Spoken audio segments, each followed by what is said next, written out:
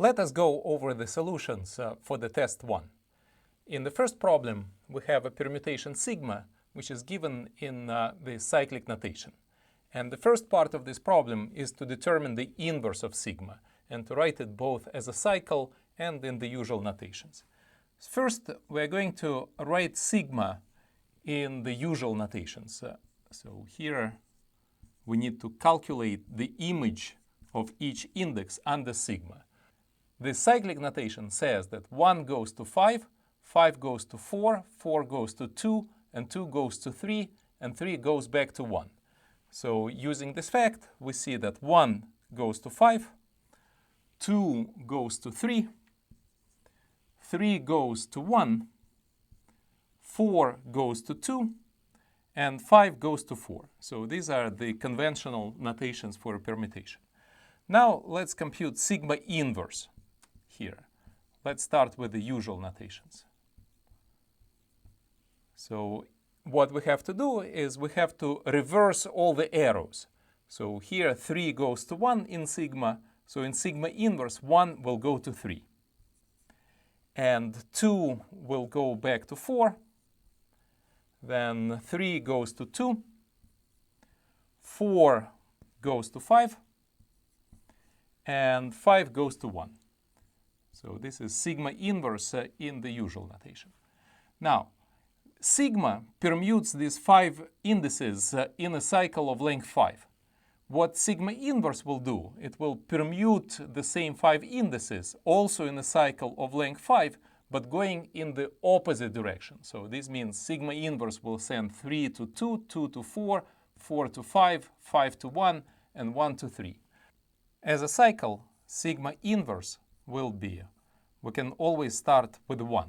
So 1 goes back to 3, and then we do it in reverse. 3 goes to 2, 2 goes to 4, 4 goes to 5, and 5 goes back to 1. Alternatively, this can be done from the usual presentation of sigma inverse. So here we can just trace. 1 goes to 3, 3 goes to 2, 2 goes to 4, 4 goes to 5, and 5 goes back to 1. So this gives the same cycle for sigma inverse. In part B of this problem, we need to decompose sigma into a product of adjacent transpositions. So we start by writing sigma down in the usual notations. So here we have 5, 3, 1, 2, 4. And then we are looking for an adjacent inversion. So here we see that 1, 2 is not an inversion, but 2, 3 is an inversion here. So this means that the first adjacent transposition to be factored out is the transposition 2, 3. And so when we factor out this adjacent transposition 2, 3, then what will happen is the indices at the bottom will flip. So we'll get 5, 1, 3, 2, 4. Now we apply the same procedure to the left factor. And here we see that now we have 1, 2 became an adjacent inversion. So the left factor may be presented as the following permutation. So we interchange indices 1 and 5 at the bottom. And we get an extra factor 1, 2, and we keep the factor 2, 3 on the right. Next, we see that our left factor has an adjacent inversion 2, 3. So we can write sigma as the following: 1, 2, 3, 4, 5. Now we flip the 2 indices under 2, 3. So we get 1, 3, 5, 2, 4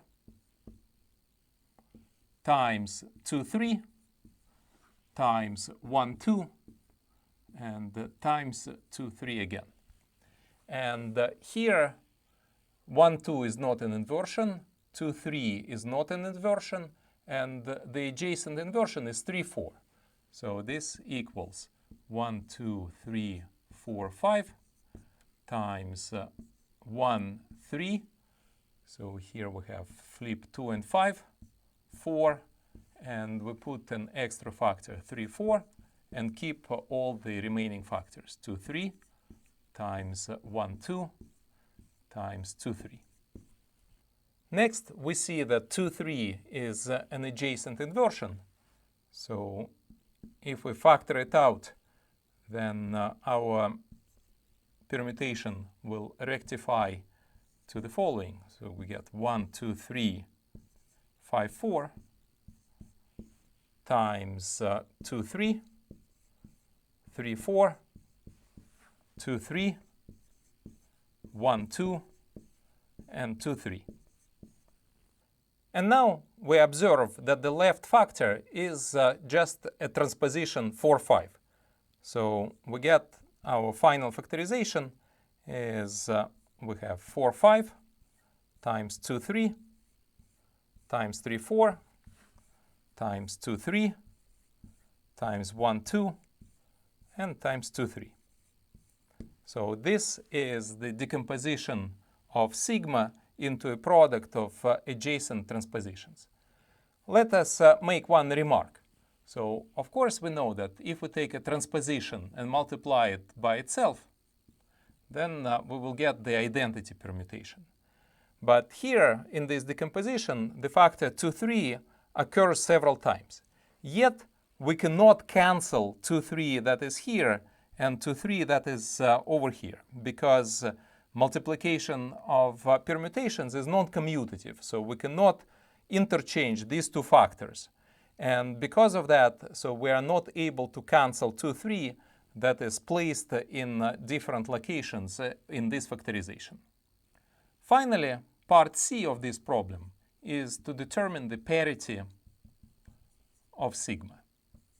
And there are two possible ways to solve this problem. So one is we can say that sigma factors as a product of, so how many? 6 transpositions.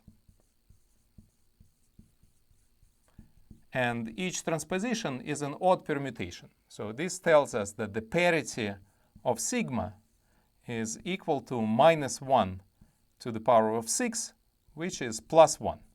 So the parity is equal to +1, and the permutation is even. An alternative approach to answering this question is to say that sigma is a cycle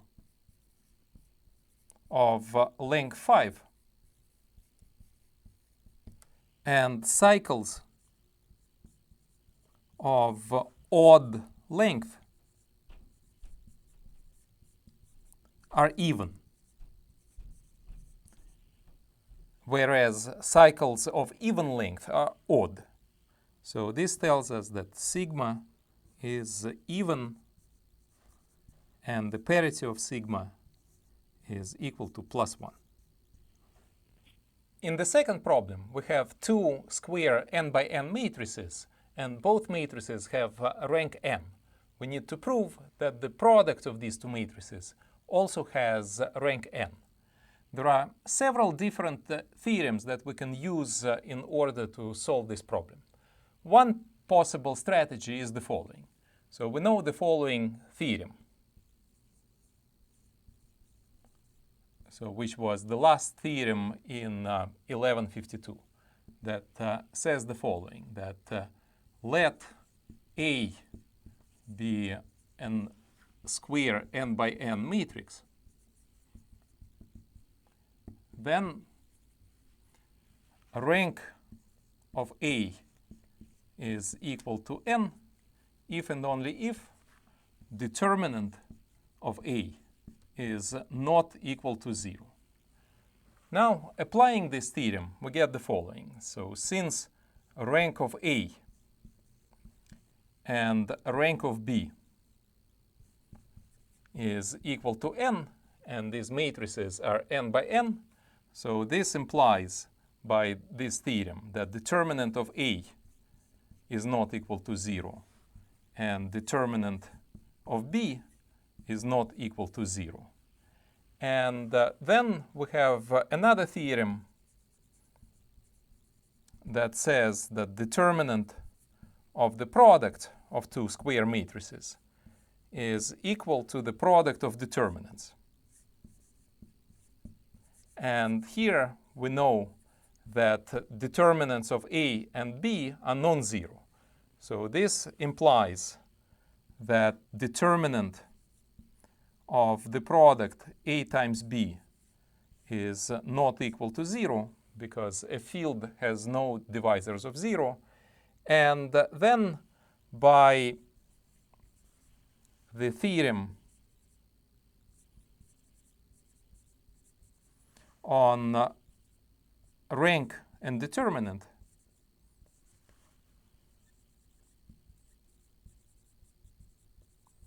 now going in the opposite direction. So since now we know that A times B has a non-zero determinant, this implies that the rank of A times B is equal to n, where n is the size of this matrix. In the third problem, we have two coordinate systems on an affine plane, in addition to the standard coordinate system. So the first coordinate system has origin at k, and the second coordinate system has origin at L, and the bases of these coordinate systems are given as B1 and B2 here. We need to write down a formula for recalculating coordinates of points from the coordinate system S1 into the coordinate system S2. First, we write down change of basis matrices. So the change of basis matrix from B1 to standard basis is obtained by placing these vectors as columns. So it will be 2, 5, minus 1, minus 3. And the change of basis matrix from B2 to the standard is the matrix 3, negative 2, minus 4, 3. Now we can write down formulas relating the coordinates of points with respect to S1 or S2 and the coordinates of the same points in the standard coordinate system. We write down the formula for the standard coordinates of a point P. So for this, we need to take the origin of S1, which is the standard coordinates of a point K, and add to this the change of basis matrix from B1 to E times the coordinates of the point P with respect to S1. Likewise, we can write the standard coordinates of the point P as taking the origin of the second coordinate system, LE, and adding to this change of basis matrix from B2 to E times the coordinates of P with respect to S2. From this second formula, we can express what is P S2 using the standard coordinates of the point P. So this will be the inverse of the change of basis matrix times the difference. So if we take L to the left-hand side, so we'll get PE minus LE. And for the standard coordinates of the point P, we will use the first formula. Before we put everything together, let us compute the inverse of the second change of basis matrix. So here we have the determinant of the matrix 3 minus 4 minus 2, 3 is equal to 9 minus 8. So this is 1. And now using the formula for the inverse of a 2 by 2 matrix. So the inverse is equal to 1 over determinant AD minus BC times the matrix D minus B minus C A. And we get that the change of matrix from E to B2, which is the inverse of the change of basis matrix from B2 to E, So this is taking into account the determinant is equal to 1. So then we get this matrix is 3, 4, 2, 3. Now we do the calculations. So we have that the coordinates of P with respect to S2 is equal to the inverse of this change of basis matrix, which is 3, 4, 2, 3 times PE minus L.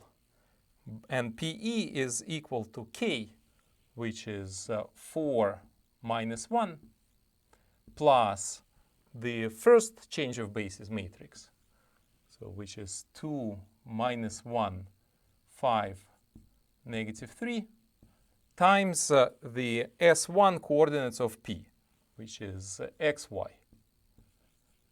And we also subtract the coordinates of L, minus L, which is 2, 6.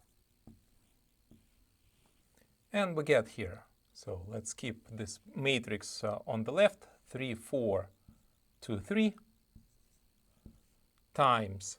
So here we have a vector with two components. So let us multiply this matrix by xy.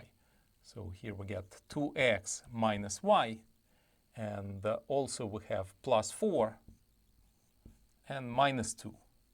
And in the second component we get 5x minus 3y minus 1 and minus 6. So this is 3, 4, 2, 3 times the vector 2x minus y plus 2 and 5x minus 3y minus 7. Finally, we multiply this two-component vector by this 2 by 2 matrix. And we get the first component will be 3 times 2x minus y plus 2 plus 4 times 5x minus 3y minus 7.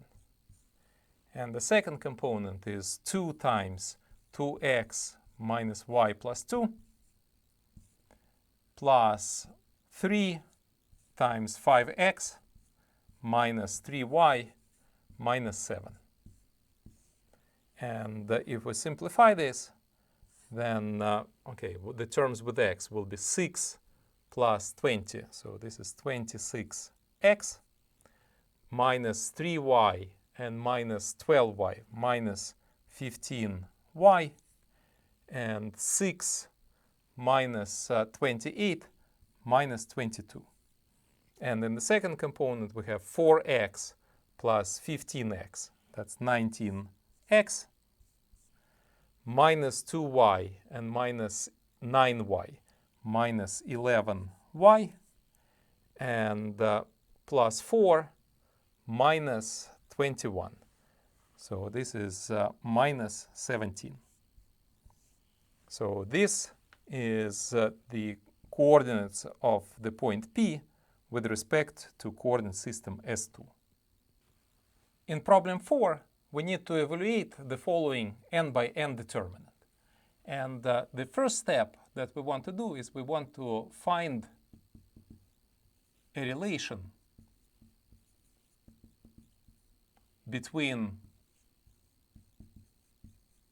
dn and dn minus 1.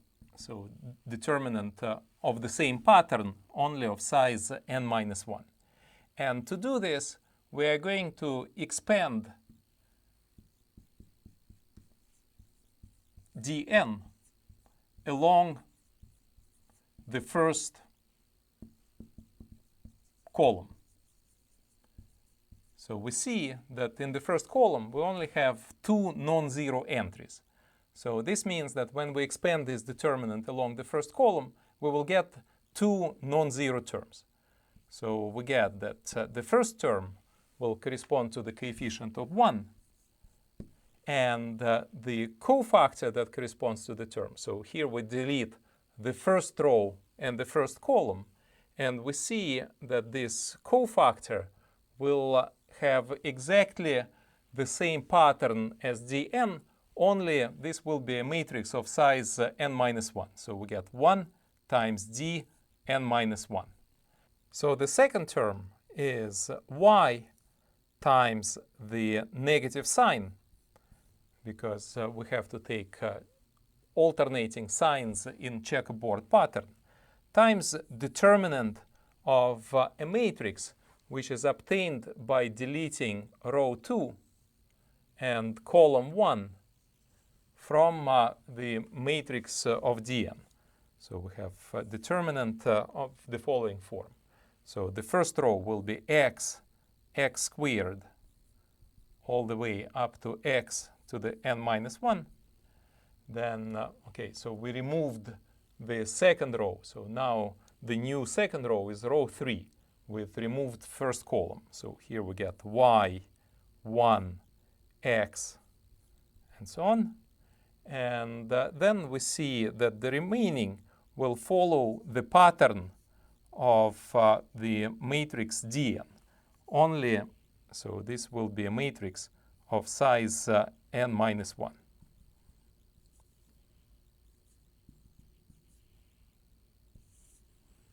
So we get that Dn is equal to Dn minus 1 minus y times the following. And so here we see that the first row has a common factor of x.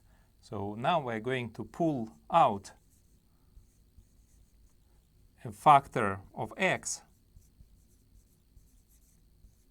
from the first row. And then we get a factor of x here times the determinant, the following. So we'll have 1x all the way up to x to the n minus 2.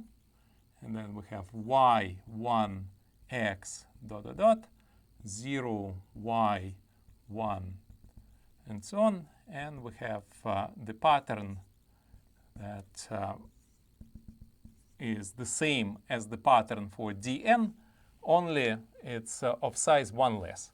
And so we conclude that we have the following relation, that Dn is equal to Dn minus 1 minus x times y times Dn minus 1. Or, so this is 1 minus x times y times Dn minus 1. So we get this simple relation between Dn and Dn minus 1. Let us now try to guess the formula for Dn. So if we look at D1, so this will be a 1 by 1 matrix with a single entry 1. So this value of this determinant is equal to 1. For D2, well, we can do it in two ways. Either we can compute the 2 by 2 determinant, which is 1x, y, 1. And we see that the value of this determinant is 1 minus xy. Or we could use our relation. We can write that this is 1 minus xy times d1, which is equal to 1, and we get the same answer, 1 minus xy. Now we make a claim that the general formula for Dn is 1 minus xy to the power of n minus 1. And let us prove this by induction.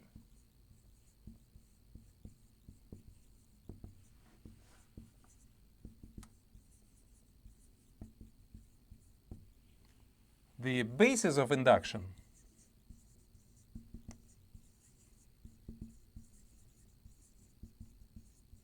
is the case when n is equal to 1.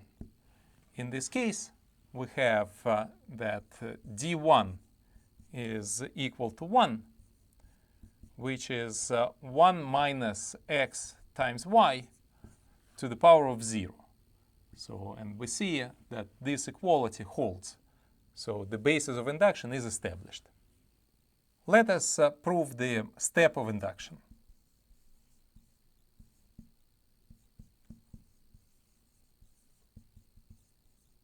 So we make the induction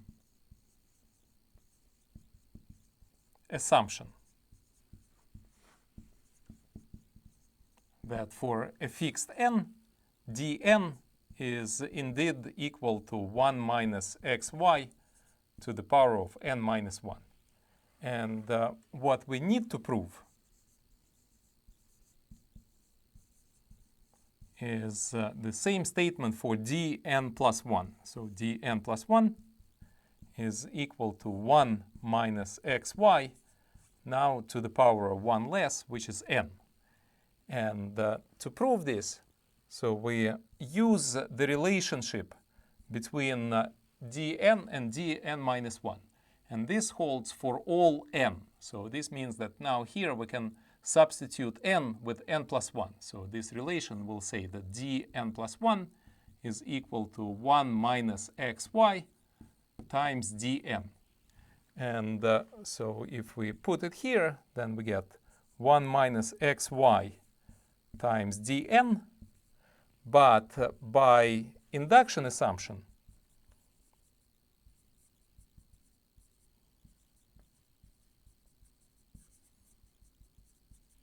we have that dn is given by this formula. So we get 1 minus xy times 1 minus xy to the power of n minus 1.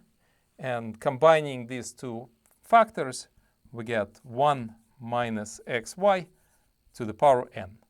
And that's exactly what we had to prove. So this means that induction assumption and the basis of induction are now established. And by induction, we prove this claim that the n by n determinant dn is given by the formula 1 minus xy to the power of n minus 1.